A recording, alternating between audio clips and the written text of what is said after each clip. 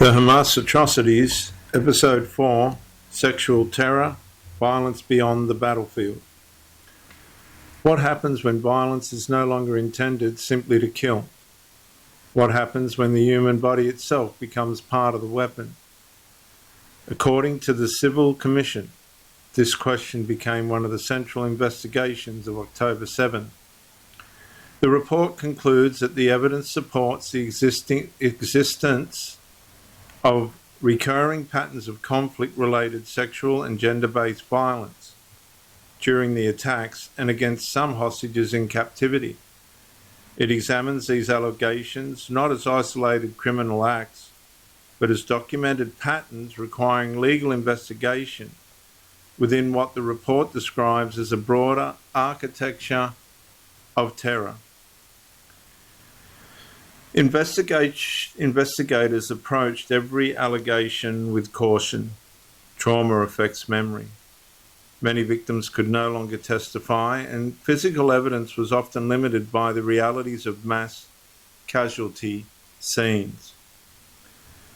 For that reason, the Commission relied upon multiple independent forms of cooperation before drawing conclusions.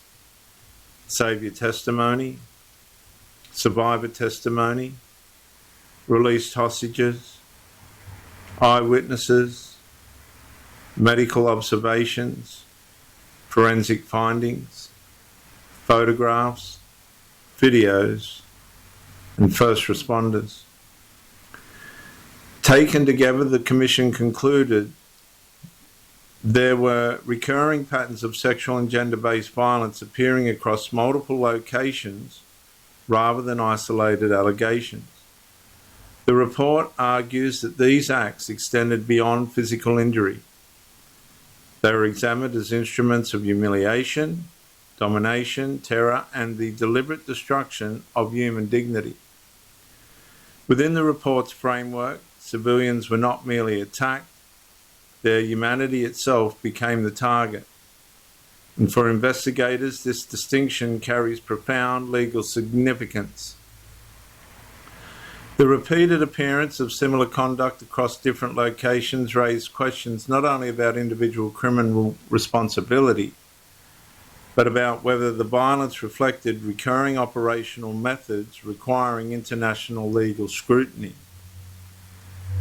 The report therefore treats these findings as central to understanding the documented criminal architecture rather than as peripheral acts committed during wider violence. When violence systematically destroys human dignity, investigators ask not only who committed the crimes, but whether the crimes themselves reveal an organised method.